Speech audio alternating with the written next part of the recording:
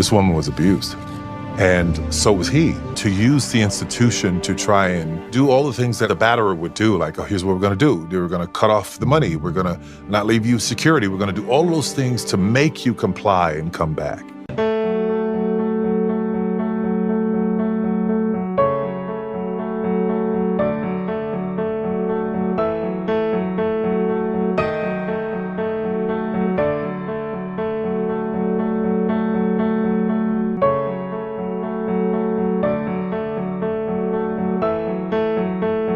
So when did you come into the picture? Because as we were talking just before we came up here, and there were windows of the relationship between Harry and Meghan, obviously.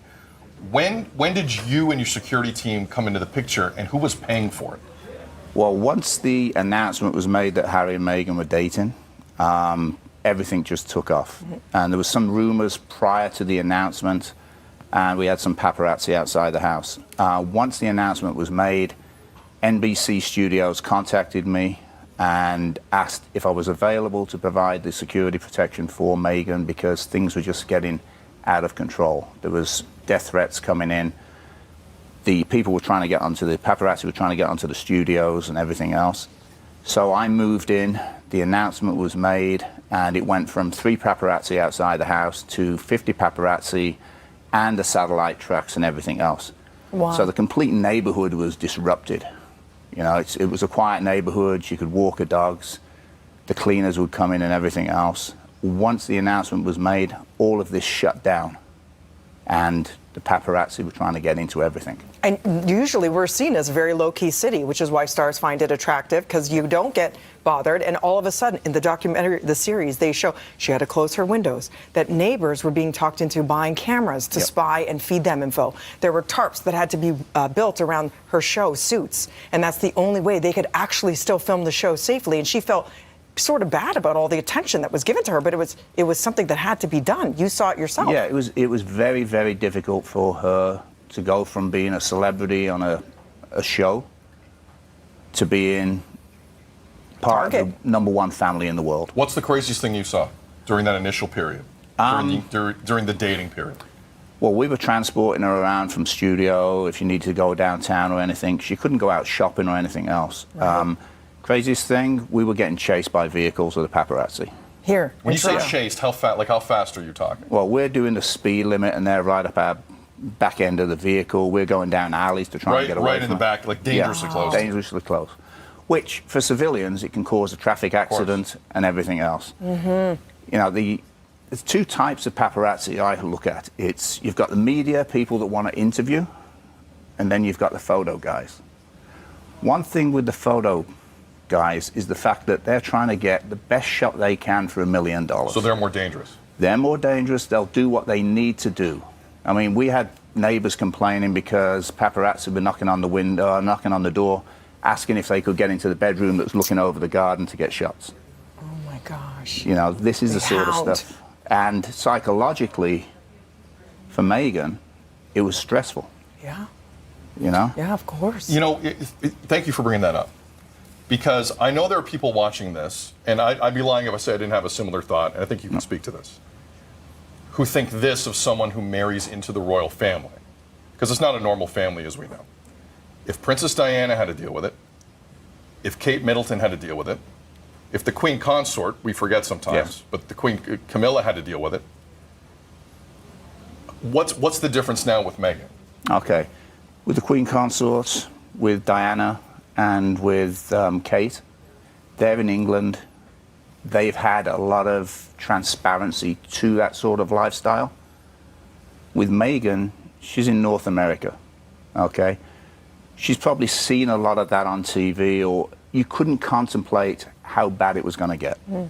And because it's Harry, the media are all over it. You know, he was the rogue of the royal family and everything else. He's a great guy. But again, because it's Meghan and Harry, and you've got the African-American influence on it and everything else, that took it to another level. You were in charge of royal protection. How would you characterize the threats that Meghan and Harry received? Well, disgusting and very real. I've talked publicly for many years about the threat of extreme right-wing terrorism in this country. I've often been misquoted as taking my eye off the ball, as though I think that that was the biggest threat. I've never called it the biggest threat, but it was the fastest growing. You know, and my wonderful friend and counterpart at MI5 will tell you exactly the same thing, that when I started in CT in 2015... Counterterrorism, it was about 6% of our total workload. Certainly when I left 15, 16 months ago, it was over 20% of our workload. But there were many serious, credible threats against Meghan, were there, emanating from the far right in this country? Absolutely. If you'd seen the stuff that was written and you were receiving it, the kind of rhetoric that's online, if you don't know what I know, you would feel under threat all of the time. So you were convinced that there was a genuine threat to Meghan's life on on more than one occasion, on several occasions? Absolutely. We had teams investigating it. People have been prosecuted for those threats.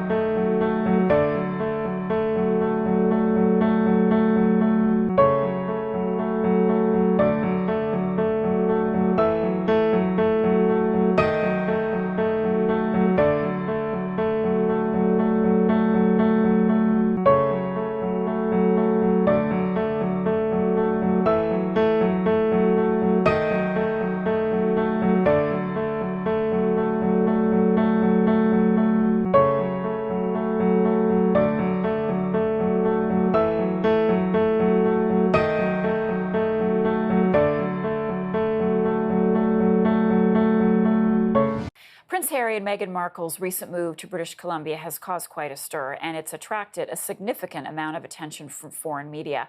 Some local business owners are reportedly turning paparazzi away and calling for the couple to keep their privacy. Reg Kirkham is the owner of Island Water Taxi, a private charter in the Gulf Islands. He joins me now from Sydney, BC. Good morning. So glad you could be with us. So how has life changed for you since Harry and Meghan arrived there? Well, Marcia, it's been a busy time around here with everybody. Not heavily affected, but we have had some, different media groups around trying to get a peek at the folks, I guess. And how are you dealing with that? What if they want to go out in your water taxi? Well, I service an amazing amount of different people, but we're just not believers in invading people's privacy, especially Harry and Meghan and what they're going through. Have you said no to anyone that wanted a ride? Yes, I've had about 3 requests to sort of sightseeing with big cameras. Another group was from Bermuda, a news company, just wanting to go around and see. I don't know if they understand logistics of things, but it's just something we just don't believe in. You don't believe in it. Yeah, it's pretty amazing that people have rallied around Harry and Meghan and baby Archie. And I'm guessing that if you turn down the business, people have been surprised. I think so. There's a few businesses around here that are pretty much in the same way, in the same feelings. And we're a very small, tight community. So, we don't like strangers just hanging out in bushes with cameras and stuff like that. And I'm a firm believer with the history behind everything that's going on, that they don't need to be bothered. And I'm sure they're quite willing to communicate with anybody that wants to talk to them. And everything that you're saying is, I think, explaining exactly why they want to be there. They want that privacy.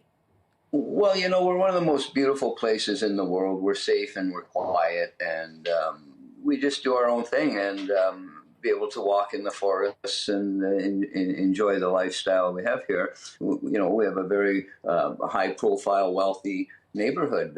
We've got multi-billionaire islands and all these things, but we all just work together to to look after each other. And how do people in Sydney feel about having the royals there? Well, it's probably not more talked about than some other things in the mainstream of things. But people in the neighborhoods, I know folks that live down there. I had a direct relative that bumped into Meghan on a walk in a different neighborhood because of the paparazzi. They had to move over and go walking in other areas, and she bumped into Meghan. It was just a coincidence, and a very nice little hello, and off they went. And we've been sworn to secrecy ever since. Wow. As you know. Yeah. So yeah, and I've had other business fellows, charter boats, and that have had calls also, and we just aren't available. Aren't available. Not available. Love that line. Available. Okay. Yeah. Reg, I got to ask you before I say goodbye. Have you seen them? I have not. You've not. No. And I haven't even driven through the neighborhood because I've been here 45 years. I know the neighborhood. I'm not looking for that type of excitement. I saw John Wayne when I was 5 years old on Salt Spring Island. And that was it. That topped it off. Stayed at my aunt's house, and after that we decided never to bother people again. So. You're a very respectful person, a true gentleman. Reg Kirkham, thank you so much. Reg is the owner of Island Water Taxi in Sydney, BC. Appreciate your time with us this morning. Well, you're very welcome.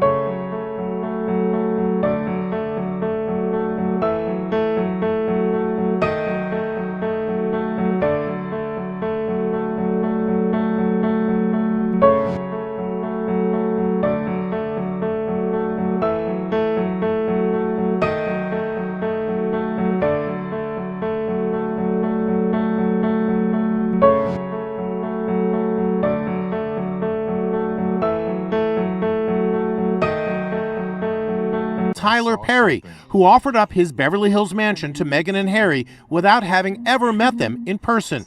Thanks to another amazing friend who we've never met, but who believes in us and wants to help. Meghan and Harry fled to Tyler Perry's property after paparazzi discovered them on Vancouver Island, Canada, where they were hiding out with baby Archie in 2019.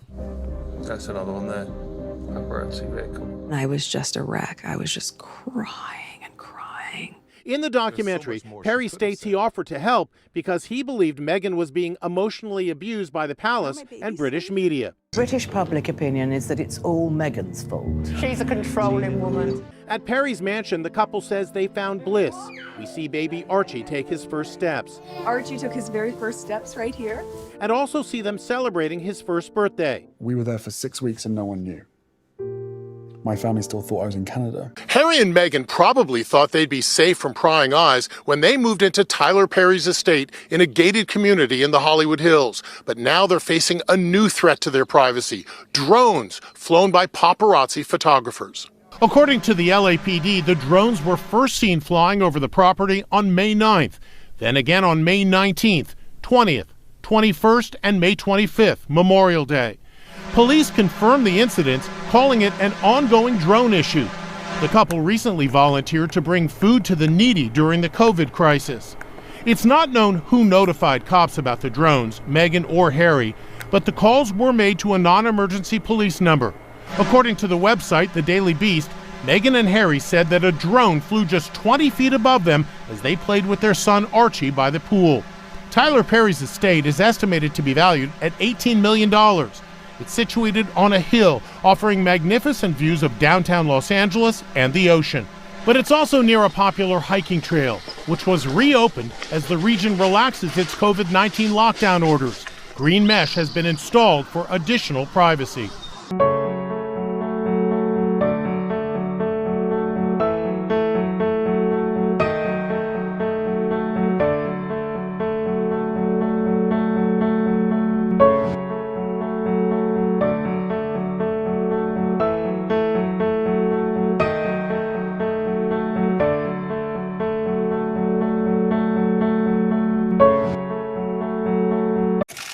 It was clear from the moment he touched down for a new life across the pond that there'd be no escape from the cameras for Prince Harry and his family. Good job. Hey, look, a duck. It's keeping their young son out of view of one of the most voracious paparazzi packs in the world, though, that's prompted the couple into yet another legal confrontation. This lawsuit, filed in Los Angeles, accuses unidentified photographers of invading the family's privacy, alleging they've cut holes in fences and even flown low over their Beverly Hills home, hawking the photos to the highest bidder. In a statement, the couple's lawyer said every individual and family member in California is guaranteed by law the right to privacy in their home. No drones, helicopters or telephoto lenses can take away that right.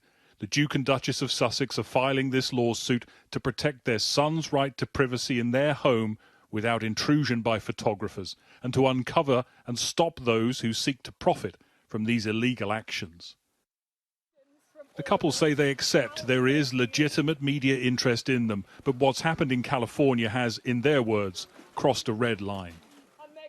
It's clearly a warning shot to anybody who may want to publish these photos. It's a reminder they will take action, and they are able now to use subpoena powers to get information about anybody who is doing this activity, so they can go after people. It's not like we're short of photos, but yeah, I mean, at the end of the day, there's still a huge amount of interest in them, but they have certain rights, and in California, you just can't photograph people in their homes, and that's where they're bunkered down right now. So I guess with the pandemic, people aren't out and about, and you're unlikely to catch them in the same way as if there wasn't one.